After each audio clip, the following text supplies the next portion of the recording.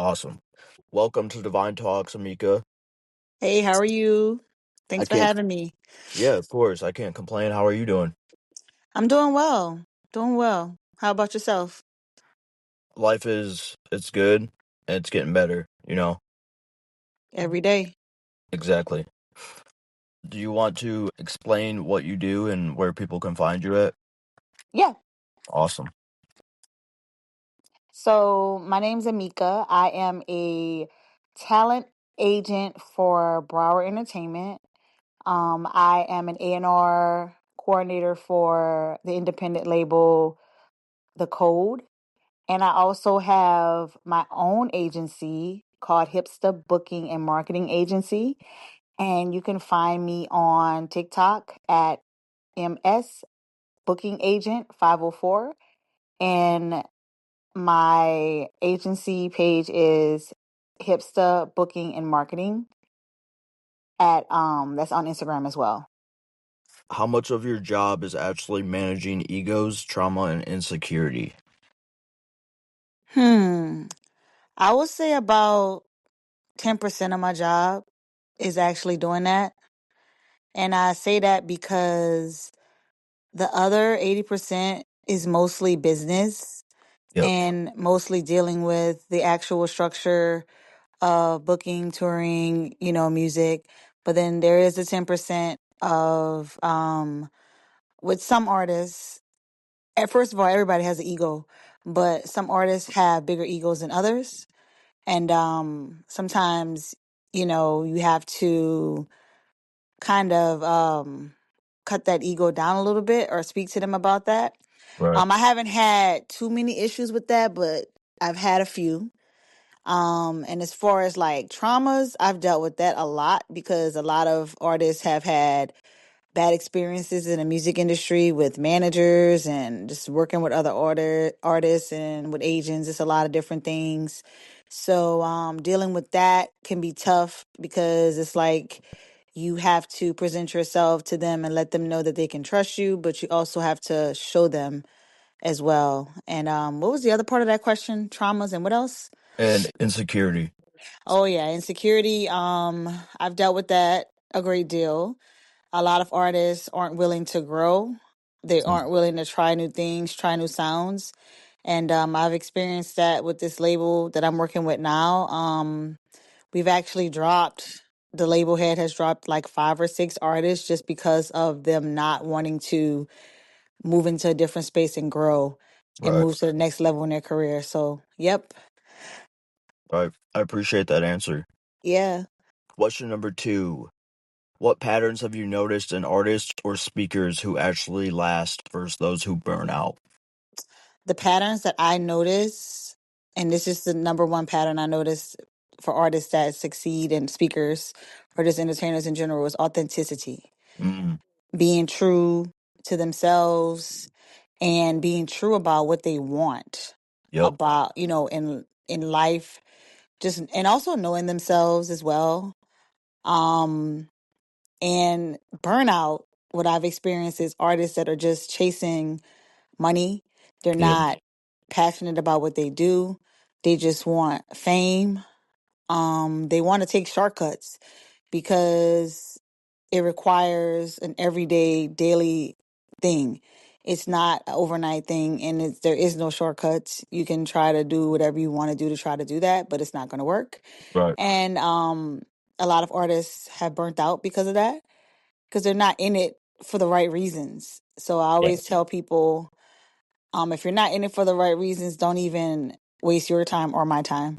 You know what I Fair. mean? So 100%. Yeah. yeah, Question number three. How do you navigate saying no to opportunities that look good on paper but doesn't feel right with your soul? that is very interesting because I have been receiving a lot of those offers for different of clients that I work for. Yeah. And I always present stuff to them, but I always let them know my opinion on it. And it's totally up to them if they want to take those. But I tell them, like, hey, this may look good on paper, but this is not going to help you in the long run. Right. A lot of them are dealing with pay to play. Mm, And I am not really a big fan or big avid person for that.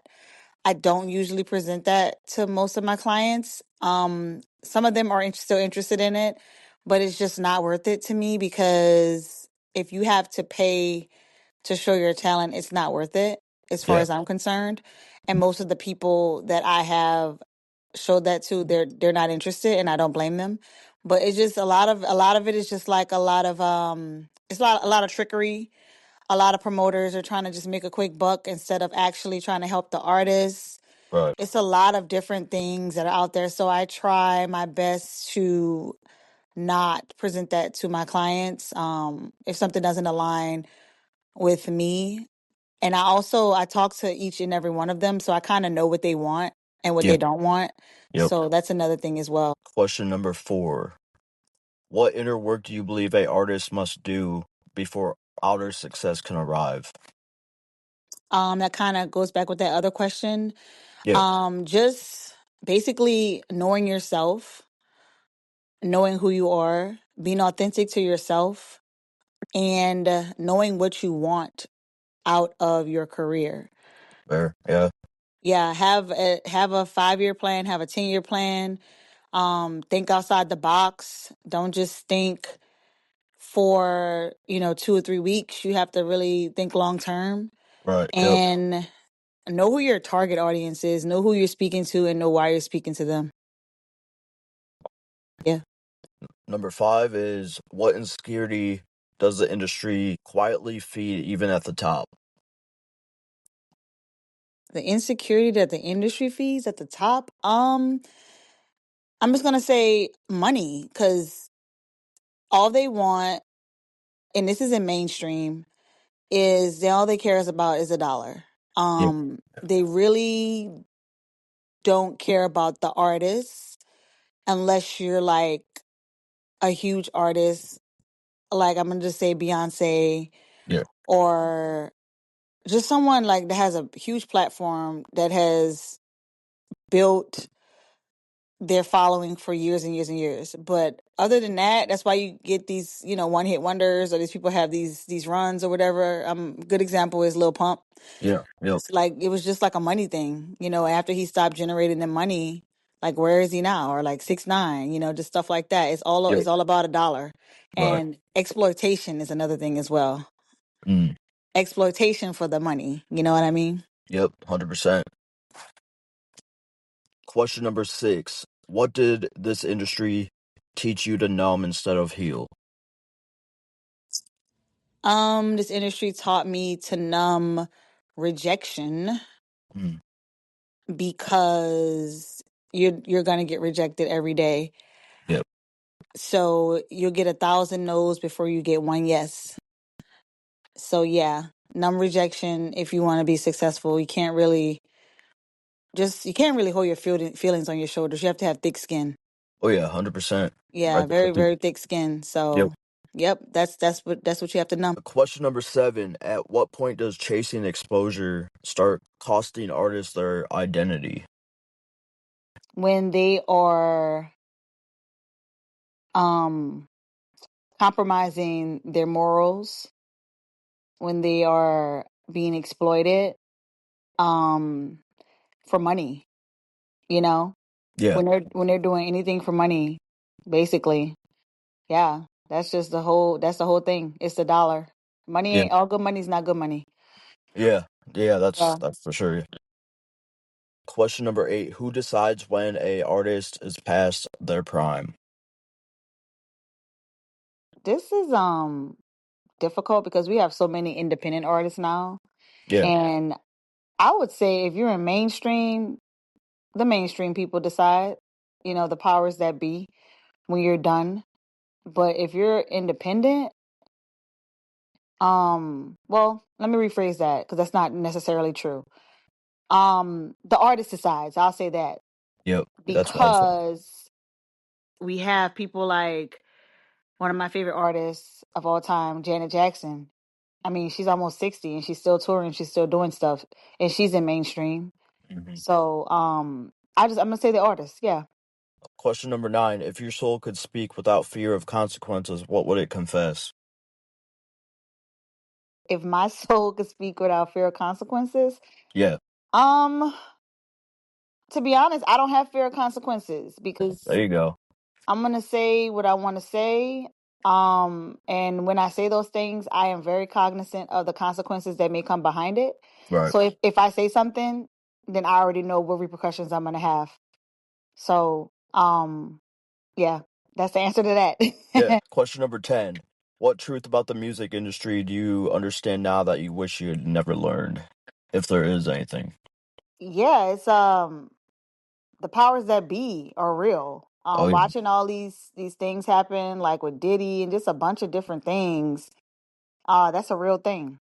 Oh, yeah. And it's some of it is, you just have to stay grounded and believe in God because there is a lot of evil in the industry. Yeah. A lot of snakes and a lot of weird stuff going on. So yeah.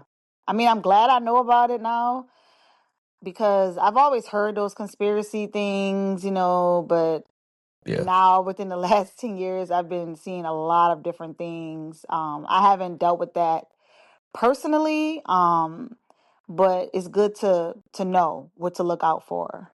100%. Yep. I appreciate you, Ameka. Good answers. I appreciate it. Thank you so much again for having me. Yeah, of course. We'll talk soon, okay? Have a good All night. right. You too.